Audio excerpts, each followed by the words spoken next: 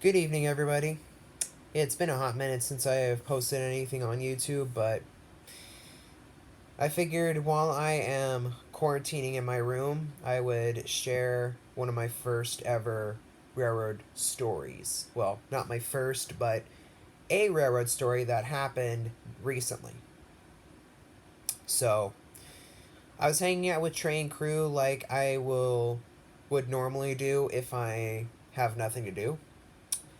And we were and I was hanging out with the train crew on their double. A double is when you do two trips in each direction. So, in this case, this was a double out of San Francisco, we were doing a trip to San Jose and back twice. We were on the third leg of our double, and we were leaving Palo Alto.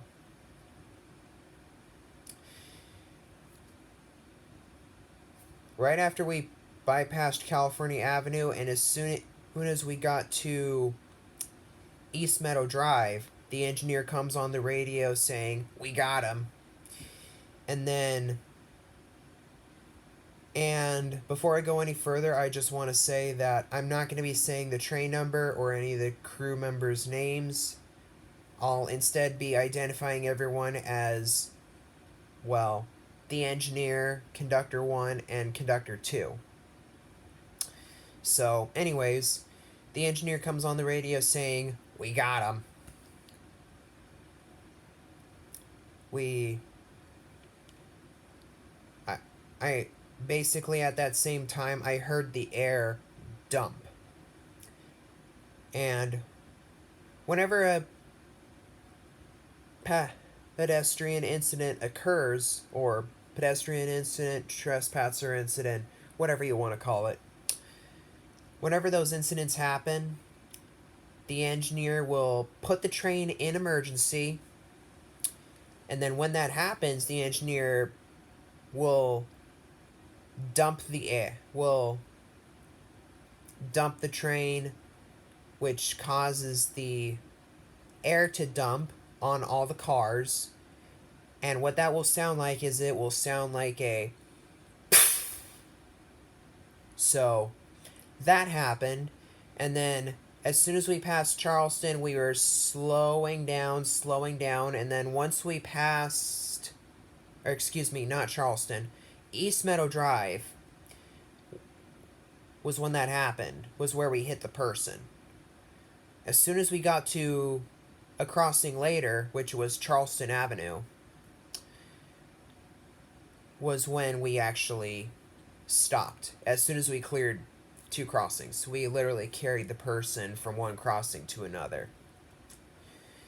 So once the train stops, the engineer calls dispatch saying, "Caltrain number such and such, emergency, emergency, emergency."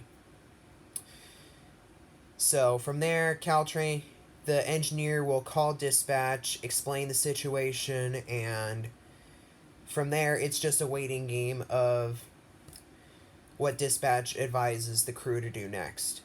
But before we get to that part, what basically happened as soon as everything stopped was Conductor 1, who's in charge of the train, goes on the PA system to get the other conductor to come to the last car to do a job briefing. And then once Conductor 2 walks in, the crew talks about who's going to do what and things like that. So at first, Conductor 2 exits the train and hops on the ground. And by the ground, I mean the ballast, or the right away. So at first, before inspecting the train, Conductor 2 will walk back all the way to where the incident occurs just to check things out. And I did hear that there was some body matter along the way, but I don't want to talk about too much gruesome stuff. So, once that happens, we wait for police to show up. And from there, the engineer comes out to talk with the crew, and then the conductor will walk through the train, making sure everybody's okay, just for safety reasons, because when this happens, the train will stop abruptly. People will be concerned as to what's going on. And then from there, the conductor will make announcements on the PA system to address the situation. And then from there, as the conductor was doing that, well, after he was doing that, excuse me, he walks through the train answering people's questions, and there are some people that were asking not just the obvious, what's going on, but there are some people that were literally asking, can they leave? And the conductor obviously said no, because we were stopped along the right-of-way. And I get the giggles whenever people ask questions like this, because there are reasons you can't step out onto the right-of-way, and as if the conductor didn't just make an announcement as to what happened, this is why you can't step out, because situations like these happen. And I will admit, I'm one of those people that will laugh at others' stupidity. In my head, of course. In the moment, I was. But needless to say, I just thought it was humorous that people were asking to get off the train. So, at around 10 to quarter after noon, the strike happens. At around like maybe 15-20 minutes later, the police shows up. And then from there, the police and the crew, or at least one of the crew members, will inspect the train to see where they might locate the person. And then from there, the police questions the crew as to what was going on prior to the situation and how it all went down. And then 45 minutes to almost, or half an hour-ish after the strike happened, road foreman pulls up to check on the crew, make sure everything's okay. And then from there, it's just a bunch of communication as to what's going to happen and making transportation arrangements to get other people where they need to go. So, in a nutshell, once all that happened, basically we waited for one train to go by us, and then before they could, we had to wait for another train to pull up, and basically the road foreman had instructed the other train that was supposed to be the relief train to take everyone else where they need to go. The road foreman instructed that train to pull up to where at least the first car would be aligned with the cab car. And then the conductor makes announcements on the PA saying, all right, folks, we're going to have another train here very shortly. Once that happens, I'm going to need everybody to make their way toward the cab car. Have your hands free so that way you can exit the train. So, once that happens and everything's all situated, the doors open. There are road foremen on both sides aiding people,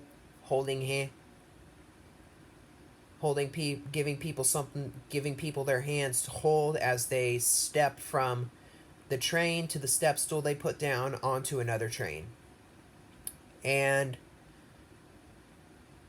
needless to say, I was a little bit shaken up for a good hour and a half until I got home. Then I cracked open my Coors Light to distress a little bit.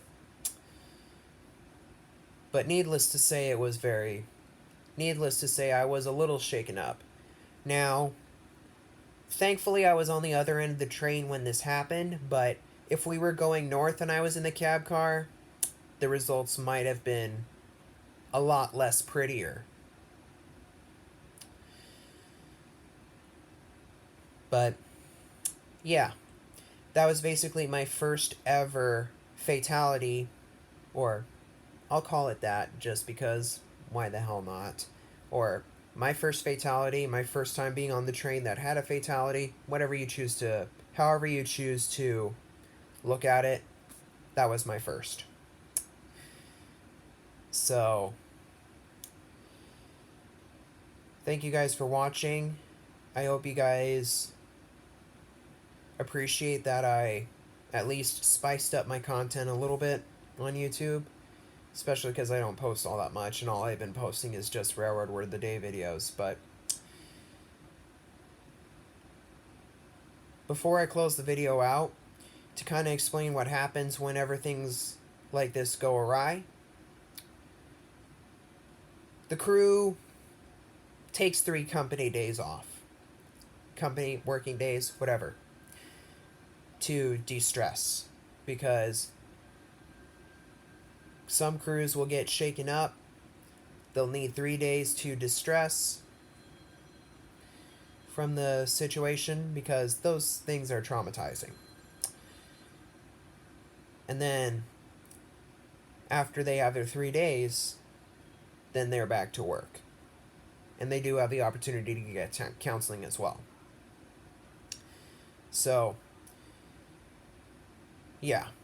That was my first fatality that I ever witnessed. Well, thankfully I didn't see the person get hit, but that was my first fatality. As a rail fan, that is.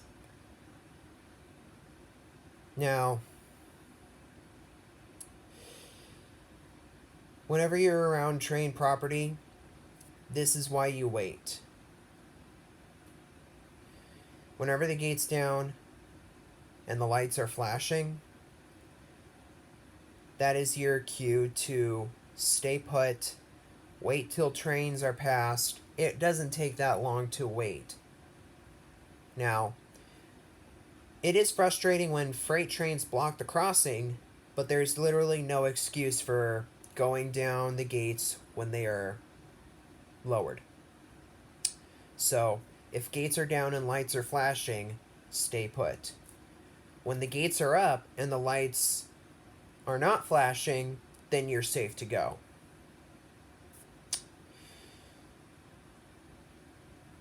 But until next time, always remember to be safe around trains, especially to avoid as much of these situations as possible. If you like this video and you want to hear more stories, give it a like, comment down below if comments are working. Subscribe to the channel if you want to see more. It'll help me make more videos.